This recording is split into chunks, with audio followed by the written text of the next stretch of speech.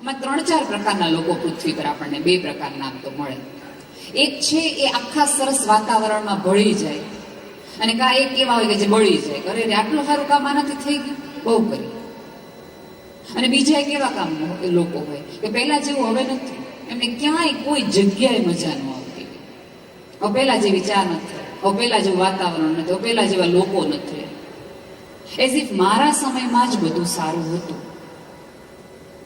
અને ખાસ કરીને જે યુવાન વર્ગ છે અને વચ્ચેની આમ જુઓ ને તો આપણે સેન્ડવિચ જનરેશનમાંથી છીએ અહીંયાના લગભગ બધા લોકો.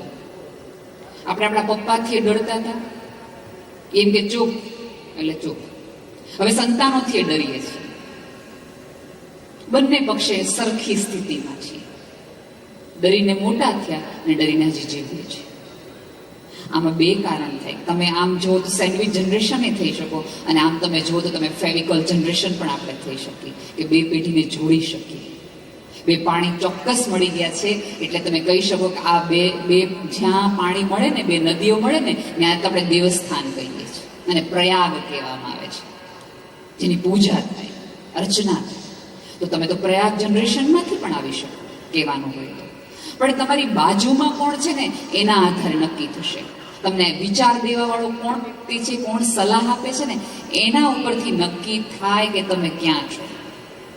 તમે જો રામાયણમાં આપણે બધાને ખબર છે કે મંથરા એકાદ વાક્ય ન બોલી હોત, કૈકેયીના કાન મંથરાએ ન ભર્યા હોત તો આખી રામાયણ કદાચ ન સર્જાત.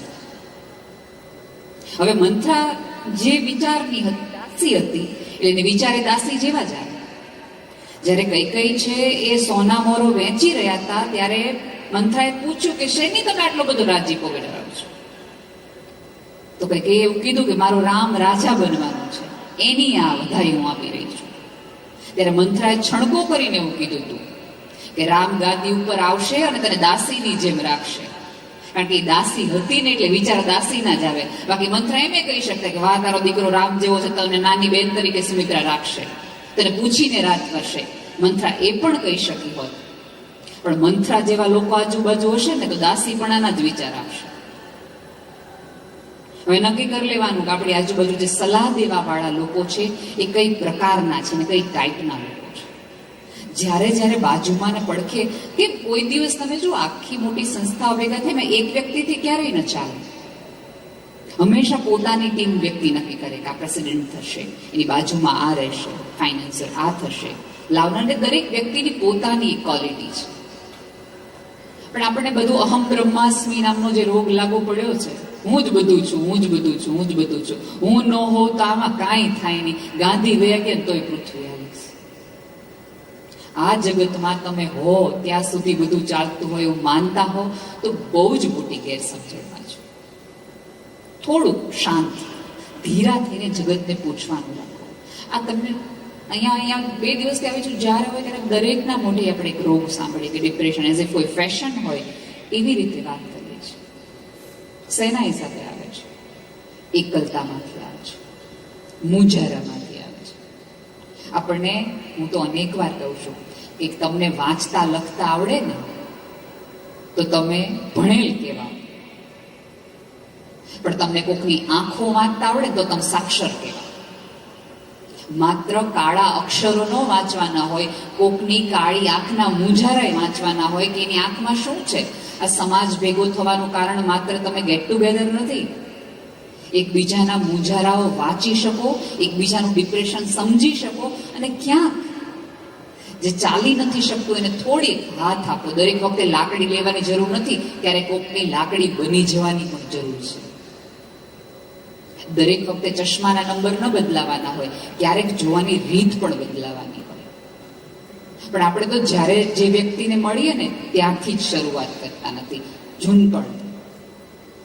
તમે જો લગ્ન ને બધી સ્થિતિમાં એકાદ માણસ એવું હોય કે જે વિસાણું જો, જેને મજા જ ન આવી હોય. એટલે જ્યારે એ આપણે મળીએ ને તો ઝઘડો હંમેશા પતિ પત્ની કરે ને, ત્યારે પરણ્યા હતા ત્યારે એના માસીજીએ શું વ્યવહાર કર્યો હતો ને ત્યારથી હું આવી હતી ને ત્યાંના તમારા માસીજી મારી રાડાલો છે, મને નથી ખબર પડતી. ત્યાંથી જ. હવે ધારો કે આજે આપણે મળ્યા, એકાદ વ્યક્તિ સાથે થોડો ઘણો અનબનાવ થઈ ગયો છે તો વ્યવસ્થિત ન બોલાણ. 1-2 વર્ષ પછી આપણે પાછા મળીએ તો નવેસરથી મળવું જોઈતું હતું. પણ આપણે કેવી રીતે મળીએ છીએ? આજની ફ્રીઝ થઈ ગયેલી ક્ષણના હિસાબે. અને તકલીફ કેવી છે ખબર છે? કે જે એરપોર્ટમાં આપણે થોડી વાર મળવાના હોય, સહેજ આપણો પગ લાગી જાય તો કેટલું સરસ રીતે સોરી મારો પગ તમને વાગી ગયો, સોરી મારો પગ તમને વાગી ગયો. અજાણ્યા લોકો તમને નાની એવી હેલ્પ કરે, oh thank you so much, you are so nice guy, કેટલું બધું બોલીએ. અને એની પત્ની સહેજ આરડી આવે તો જોઈને નથી આવતી 3 વખત પગ ભટકાણો. સોરી એને કેવું જોઈતું? એક દુકાનદાર છે, એ તમારા પૈસા આપીને તમને વસ્તુ આપે છે, 3 વખત થેન્ક યુ કહે. 18 કલાક કામ કરીને પ્રતિ રિયલ ડાયમંડ લાવે કે વસ્તુ લાવે કે કંઈ પણ લાવે તો આપણે થેન્ક યુ કહેવાનું જરૂર નથી લાગતી. તેમાં તો આપણે એમ મને ગમ્યું ને એવું લાવ્યા, ના કરતા મને પૂછીને લાવ્યા હોત તો. અને પૂછીને લઈને આવે તો તમને સરપ્રાઈઝ એલિમેન્ટ જ તમારામાં કંઈ નથી. દરેક વખતે કંઈક ઉઠે. એના કરતા બેટર થોડું ખુલ્લા, જેની સાથે તમારે 24 કલાક રહેવાનું છે, 365 દિવસ રહેવાનું છે અને પૃથ્વી પર શ્વાસ લ્યો ત્યાં સુધી રહેવાનું છે, સોરી ને થેન્ક યુ એને સૌથી વધુ કહો. આપણે બહારના સાથે એટલા બધા સરસ મજાના રોડા રૂપાળા હોઈએ છીએ અને ઘરના સાથે એમાં પછી આપણે કંઈક એવી એક દલીલ વાપરીએ, ઘરના સાથે તો આપણે જેવા હોય એવા જ રહીએ. તો સારા બનો. જેને તમારા સારથી ફરક પડતો હોય એવા લોકોને થોડું મળવાનું રાખો, એની સાથે રહેવાનું. અને તમને પતિ કે પત્ની ગમે કે ન ગમે, જિંદગીના છેલ્લા શ્વાસે તમે જ એકબીજા સાથે છો. આજે જે વ્યક્તિએ ફ્લાવરથી શરૂઆત કરી હતી એ જ વ્યક્તિ ડાયાબિટીસ અને બીપીની ગોળીથી શરૂ કરે છે. ત્યાં સુધીની આ જર્ની છે. તમે જો કોરોના કાળ દરમિયાન તમને શું લાગે છે? માત્ર આ રોગથી લોકો મર્યા હતા? એકલતાથી વધુ મર્યા છે. તમને એક રૂમમાં પૂરી દેવામાં આવે, તમારું પોતાનું કોઈ તમારી આજુબાજુ ન હોય, કોઈ હાથ ફેરવા વાળું ન હોય, અને એકાદ એવી પરિચિત આંખ તમને ન દેખાતી હોય કે જે આંખમાં તમારી જીવવા માટેની પ્રાર્થના હોય. આવું નહોતું દેખાતું ને એટલે લોકો વધુ મર્યા છે.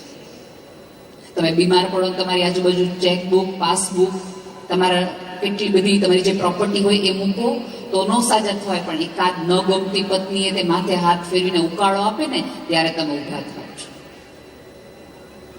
પણ આપણે બધું આમાં એવું છે, તકલીફમાં હોઈએ, મૂંઝવણમાં હોય ત્યારે બધું સાચું મજાનું. પણ જેવા સાજા થયા એટલે મને કોઈની જરૂર નથી, મને કોઈની જરૂર નથી. અને ઘણા લોકોને છે દેતા જ ન આવે. એ પ્રેમ હોય, વસ્તુ હોય કે વિચાર હોય. એક શેઠ ને ત્યાં ભિખારી આવ્યો અને ભિખારીએ કીધું કંઈક આપો ને. એ શેઠ કે મારી પાસે કાંઈ નથી. એક થોડુંક તો આપો. એ કે મારી પાસે કાંઈ નથી. તો શેઠની હારે, ભિખારીની હારે બીજો એક નાનો એવો છોકરો હોય ને તો કે ત્યાં હું બેઠા, તમારે ભેગા હાલો, બેનું માગશું, એકનું માગવા કરતા. પછી ભિખારીએ પોતાના છોકરાને શાંત રાખ્યો. એ કે કામ કરો ને, તમારા ઘરની ચપટી ધૂળ મને આપો, તમારા ઘરની ચપટી ધૂળ મને આપો. એટલે શેઠે ધૂળ આપી તો દીધી. પછી ભિખારી કીધું ધૂળનું તો હું કરીશ. એ કે હું કઈ ન કરું, પણ તને દેતા આવડ્યું એટલું તો મને ખબર પડે કે હાથ આમ કરાય અને તારો છોકરો જોવે. કાલ સવારે એને એટલી તો ખબર પડી કે આજે તે ધૂળ દીધી, કાલ કોક દીધું પાછા ઘરમાંથી રોટલી લાવીને દઈશ. હજી કહું છું, આપણા સંતાનો આપણને જોઈને મોટા થાય છે. તમે ઈચ્છતા હો કે આ સભ્યતા અને સંસ્કૃતિ ટકી રહે તો માત્ર વાતોથી, વિચારોથી કે પ્રવચનથી નહીં ટકે. એને જીવી દેખાડવું પડશે. એને વિચાર આવવો જોઈએ. એમણે કીધું ને કે તમારી 60મી પેઢી છે એ મંદિર જોઈ શકશે. પણ અત્યારે તો તકલીફ એ છે કે બીજી પેઢીને, આપણા બધાની પેઢીને, એ ઇન્ડિયાની હોય કે અહીંયા હોય, બધા સરખા. તમે એને પૂછો કે ઝુકરબર્ગ કોણ છે તો એ તરત એમ કહેશે આ હતો ને અહીંયા હતો ને એને કહેશે આટલા ગ્રે ટી શર્ટ છે ને એની પ્રોપર્ટી આ છે ને આ બધું છે, એને બધી ખબર છે. એલન મસ્ક શું છે એને બધી ખબર છે. ધીરુભાઈ અંબાણી શું છે બધી ખબર છે. એની આખી બાયોગ્રાફી એને ખબર છે, કેવી રીતે મોટા થયા ને ક્યાં સુધી આવ્યા. એને પૂછજો તમારા દાદા શું કરે છે, નહીં ખબર. એને પૂછજો કે તમે કેવી રીતે આગળ આવ્યા, તો એની પાસે સ્ટોરી નહીં હોય. ચોક્કસ વિશ્વની સભ્યતાની એને ખબર હોવી જોઈએ, પણ દાદા દાદીની વાતો પણ એને આવડવી જોઈએ ને એને કહેતા આવડવી જોઈએ. અહીંયા એબીસીડીમાં શું હોય છે મને નથી ખબર, પણ અમારે ઇન્ડિયામાં જે A ફોર એપલ ને B ફોર બેટ હોય ને, અલગ અલગ એવી રીતે હોય, C ફોર કેટ એવી રીતે, એમાં G ફોર જેન્ટલમેન છે. અને જેન્ટલમેનમાં શું દેખાડ્યું છે કે એક સરસ મજાના સૂટ ટાઈ વાળા ભાઈ છે, એટલે G ફોર જેન્ટલમેન. છોકરાએ આ શીખ્યું. હવે ઓલા દાદા હોય કે જે પાઘડી પહેરતા હોય, ધોતિયું પહેરતા હોય, એને જોઈને છોકરાનું વિચાર આવે કે આ ક્યાં જેન્ટલમેન છે, આને તો સૂટ નથી પહેર્યું. આખી ઇમેજ બદલાઈ ગઈ, વિચારસરણી બદલાઈ ગઈ. તો ઓલ તમને બધાને એક નમ્ર વિનંતી છે કે ચોક્કસ ચંદ્ર સુધી તો પહોંચી ગયા છે, પણ આપણા આજુબાજુવાળા લોકોના હૃદય સુધી પહોંચાય ને, એ અંતર કાપી શકાય ને, એવી કોઈક વિચારસરણી શોધી લેવાની જરૂર છે. ટેસ્લામાં તમે ચોક્કસ ટેસ્લા કરો, વાંધો જ નથી, ગમે એવી સ્પીડે જાઓ, પણ થોડી સ્પીડ એવી પણ આવડવી જોઈએ કે તમને કોઈકના હૃદય સુધી પહોંચતા પણ આવડવું જોઈએ. આ જગતનું બહુ જ મોટામાં મોટું અંતર હોય તો ચંદ્ર સુધી પહોંચવાનું નથી, કોઈના હૃદય સુધી પહોંચવાનું છે. લાંબા લાંબા અંતર છે કે જે પહોંચી શકાતું નથી.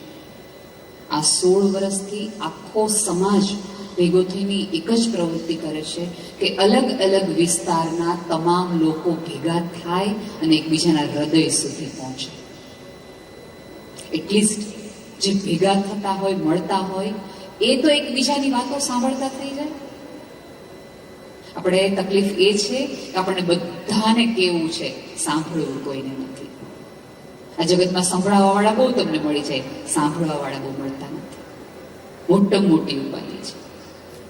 અને સંઘર્ષો તો છે ને, મારી તો બહુ અંગત દલીલ માન્યતા પણ એ છે કે સફળતા છે ને બધાને એટલા માટે નથી મળતી કે બધાને એટલી સંઘર્ષ કરવાની તૈયારી નથી હોતી. તો બધા ન મળી ગઈ હોય સફળતા, બધા નથી મળતા સફળ. એનો અર્થ એ છે કે સંઘર્ષ કરવાની તૈયારી પણ બધાની નહોતી. એ હોત તો કદાચ ન વાંધો આવે. જે સંઘર્ષ કરી રહ્યું હોય એને થોડી પીઠ થાબડવાની તૈયારી રાખો. થોડીક કોકને વાહ અને આમાંથી ઊભા થઈ શકે. અને સળી કરવા વાળાની તો લાઈન જ અહીંયા જગતમાં બહુ જ છે. તમે કામ કરતા હશો, ઊંચે ઉઠતા હશો, સળી કરશે, પણ એ સળીનો માળો બનાવે ને એને માનવી કહેવાય. એનો ઉપયોગ કરી નાખે ને એ પગથિયું તમારે કયું બનવું છે ને એ નક્કી કરવાનું હોય.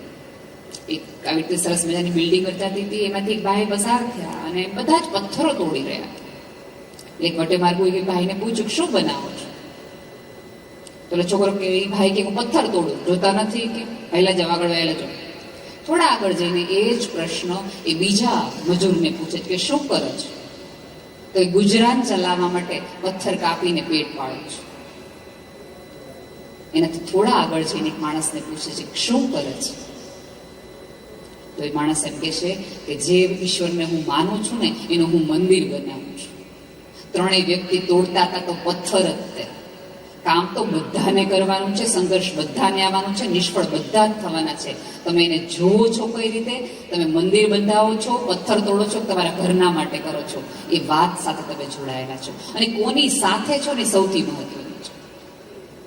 તમે જો પાણીની બોટલ હોય ને એ સાદા કોઈ સ્ટોરમાંથી ગયો ને તો 10 રૂપિયાની આવે. મને $9 એના ભાવ નથી ખબર એટલે હું ત્યાં નાખી છું. 10 રૂપિયાની મળે. એની બોટલ છે એ મલ્ટીપ્લેક્સમાં હોય તો 50 રૂપિયાની થઈ જાય. સેમ કંપની, એ જ પાણી, એ જ બોટલ, એ 50ની થઈ જાય. એની પાણીની બોટલ એરપોર્ટ ઉપર હોય ને તો એ 80 રૂપિયાની, 100 રૂપિયાની થઈ જાય. એનો અર્થ એ છે કે તમે કોની સાથે ને ક્યાં ઊભા છો ને એના આધારે તમારી વેલ્યુ છે. બાકી અંદરના પદાર્થમાં કઈ ખાસ ફેર નહીં પડે. આ આખી સમાજ ભેગો કરવાનો, તમે ક્યાં ઊભા રહ્યો છો ને એ તમારું પ્લેટફોર્મ મજબૂત કરવાની વાત છે. તમને એરપોર્ટ ઉપર ઊભા રાખવાની વાત છે, જેથી જગત તમારું વેલ્યુ છે ને જુદી રીતે કરી શકે. પૈસા દઈને ટોળું કરવું એ જુદી વસ્તુ છે, અને એક નામ, એક શાખ સાથે ટોળું કરવું એ સાવ જુદી વસ્તુ છે. સમાજ છે ને માણસોનો બને, ઢોરના તો ટોળા હોય, પક્ષીઓનું ઘેરું હોય. મારી પાસે બહુ સમય નથી, મને 30 મિનિટ જ મને ખબર છે મેં એ વાપરી નાખી છે, પણ હું છેલ્લી મારી કથા કહી અને મારી વાતને વિરામ આપું.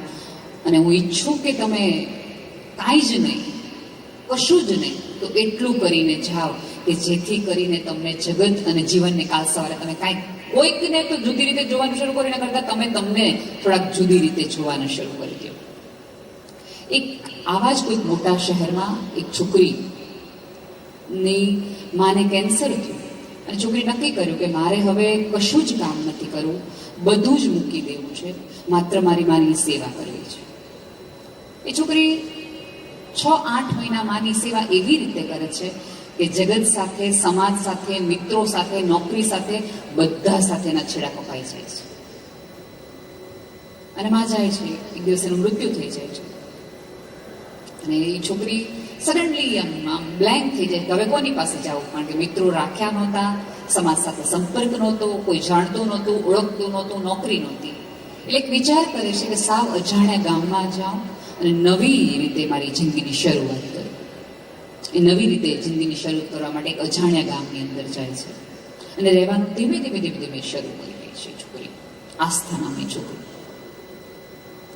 આસ્થા એક વખત પોતાના ઘરની બહાર નીકળે છે ત્યારે ફ્લેટના દરવાજાની સામે એક બેન, મૈત્રી નામના એક બેન ઊભા હોય છે અને આસ્થા એવું પૂછે છે કે મારી $100 નોટ ખોવાણી છે, તમને જડી છે કે અહીંયા આટલામાં હું કદાચ દાદરા ઉતરતી હોઉં અને પડી ગઈ હોય તો? એટલે મૈત્રી એવું કહે છે કે ના, મને તો નથી મળી. આસ્થા નીચે ઉતરે છે, ગ્રાઉન્ડમાં પાર્કિંગમાં જાય છે અને જોવે છે સ્નેહ નામની એક વ્યક્તિ ત્યાં ઊભી હોય છે અને પૂછે છે કે સ્નેહ, તે મારી $100 નોટ કે કદાચ હું ગાડીમાંથી ઉતરી હોઉં અને પડી હોય ને તને જડી છે? તો સ્નેહ એવું કહે છે કે મને તમારી નોટ નથી જડી. આગળ જઈને ચોકીદારને પૂછ્યું છે મારી $100 નોટ ખોવાણી છે, તમને જડી છે? ચોકીદાર પણ ના પાડે છે. સાંજે આવીને અગાશીમાં ચાલવા જાય છે અને ચાલતી વખતે એને પ્રેમ નામની એક વ્યક્તિ મળે છે ને એને પૂછે છે કે મારી $100 એક નોટ ખોવાણી છે, તને જડી છે? બધા ના પાડે છે કે મને નથી જડી, મને નથી જડી, મને નથી જડી. બીજે દિવસે સવાર થાય છે, હજી આસ્થા દરવાજો ખોલે ત્યાં મૈત્રી આવીને $100 આપીને કહે છે કે તમે કદાચ તમારું ધ્યાન નહીં હોય, બીજે દિવસે મને મારા કામવાળા બેને કીધું અહીંયા પડી હતી ત્યારે મને તરત યાદ આવ્યું કે તમારી $100 નોટ છે. નીચે ઉતરે છે અને પાર્કિંગમાં સ્નેહ મળે છે અને કે હા, એ આસ્થા, તારી $100 નોટ મને જડી છે, તું જેવી ગાડી લઈને ગઈ ને તે નીચે જ પડી હતી એટલે મને ખબર પડી કે આ તારી નોટ છે. છોકરી આસ્થા એની પણ $100 નોટ કરી લે છે. ચોકીદાર, જે શ્રદ્ધા હતું એનું નામ, એ શ્રદ્ધા એને એમ કહે છે કે આ $100 નોટ તમારી ખોવાઈ ગઈ, તમે મને પૂછતા હતા, મને રાઉન્ડમાંથી મળી છે, તમારી $100 નોટ. સાંજે ચાલવા જાય છે પ્રેમ નામની વ્યક્તિ, ફરીવાર એને એવું કહે છે કે તમારી $100 નોટ તમે કદાચ ચાલવા આવ્યા હશો અને તમારી પડી ગઈ હશે. આસ્થા તે દિવસે પલંગ પર જોઈને ધ્રુસકે ધ્રુસકે રડે છે, કારણ કે જ્યારે સવારે બધાને કહીને આવી કે મારી $100 નોટ ખોવાણી છે, નોટ ખોવાણી છે, તે દિવસે સવારે જ એને એના બેડ નીચેથી એની $100 નોટ મળી ગઈ હતી. એનો અર્થ એ હતો કે એ દરેક વ્યક્તિએ એ આસ્થાની વિવશતા, આસ્થાની એકલતા, એક આસ્થાની પીડા અને મૂંઝારો વાંચો અને પોતાની ખિસ્સાની નોટ આપીને કીધી કે આ તારી હશે, આ તારી હશે, આ તારી હશે. સાહેબ, જીવનમાં જગતમાં કશું જ નથી. કાં તમારે તમારી નોટ ખોઈ નાખવાની છે અને કાં કોકની ખોયેલી નોટ જોડીને એને પાછી દેવાની છે. આજે આ ખીચામાંથી તારામાં સુધી જવાનું છે. તમે સ્નેહ સ્વરૂપે આપો, સ્મિત સ્વરૂપે આપો, આધાર આપો, આકાશ આપો, સહકાર આપો, પ્રેમ આપો, મૈત્રી આપો, સ્નેહ આપો. તમારી અંદર હશે એ તમે આપી શકશો. સો તમારું ધ્યાન એટલા માટે રાખો કે તમે તમારા આવું ધ્યાન રાખી શકો. સૌને ઈશ્વરને પ્રાર્થના કરું કે સમાજનો જે આશય છે, હિતેશભાઈ અને એમની આખી ટીમ જે નવા દિશા તરફ જવાની છે અને તમારા મનમાં જે લેવા પાટીદારનું સ્થાન અમેરિકામાં છે એ તમને જલ્દી જલ્દી માતાજી આપી દે, એવી જ દિલથી પ્રાર્થના. Thank you so much.